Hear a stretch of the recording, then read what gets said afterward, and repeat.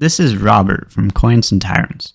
Today we will be talking about Agathocles of Syracuse, a man who rose from humble beginnings as the son of a potter to tyrant and self-styled king of Sicily. His ambition and desire to secure a Sicilian-Italian empire would drive him into conflict with his powerful neighbors, namely Carthage.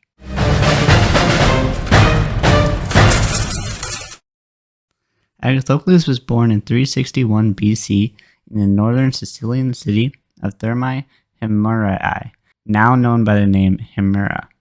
Agathocles' father, Carcinius of Rhegium, became a citizen of Syracuse in 343 BC, where his pottery shop thrived. Agathocles trained in his father's shop and appeared destined to take over the family business. However, he had other plans.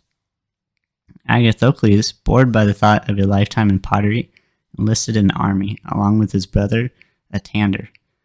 In 333 BC, Agathocles married the widow of his wealthy and distinguished patron. With these newfound resources and the prestige that came from a successful military career, Agathocles was beginning to show increased political ambition. But this ambition meant that he was increasingly perceived as a threat to the established oligarchical government of Syracuse. He was exiled from the city in an attempt to curtail his ambitions. After serving as a mercenary in southern Italy for nearly a decade, Agathocles was exiled from Syracuse a second time due to attempting to overthrow the oligarchy. In 317 BC, Agathocles returned to Syracuse once more, this time with an army of fellow mercenaries. His demands were simple. The oligarchy would be dismantled and power would be returned to the Syracusan people.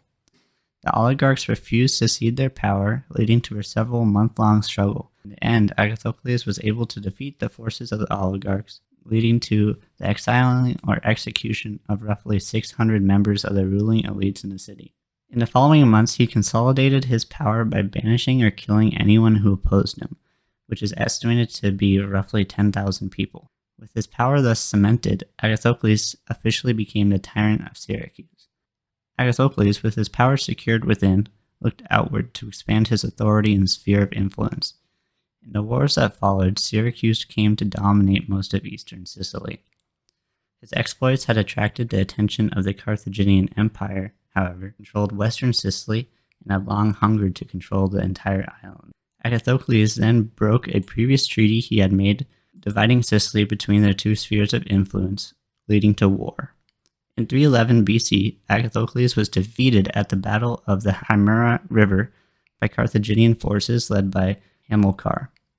We'll talk more about the fall of Himera and the Battle of the Himera River in a later video. The Carthaginian forces pursued Agathocles all the way back to Syracuse, where they began to besiege the city.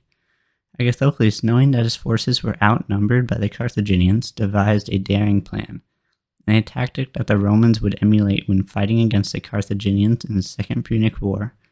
Agathocles made a desperate effort to break through the blockade of Syracuse with his army and take the war to the homeland of Carthage itself.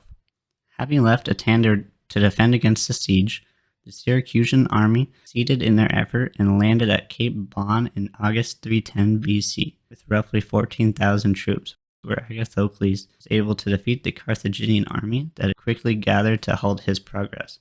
Desiring to deprive Carthage of its allies, Agathocles concluded an alliance with Elymas, king of the Libyans, who then joined his army to that of Agathocles.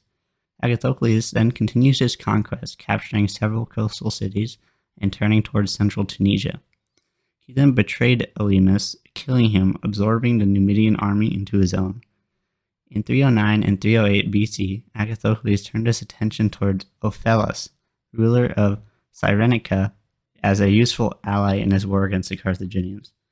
To gain his support, he promised to cede to him whatever conquest their combined forces might make in Africa, reserving to himself only the possession of Sicily.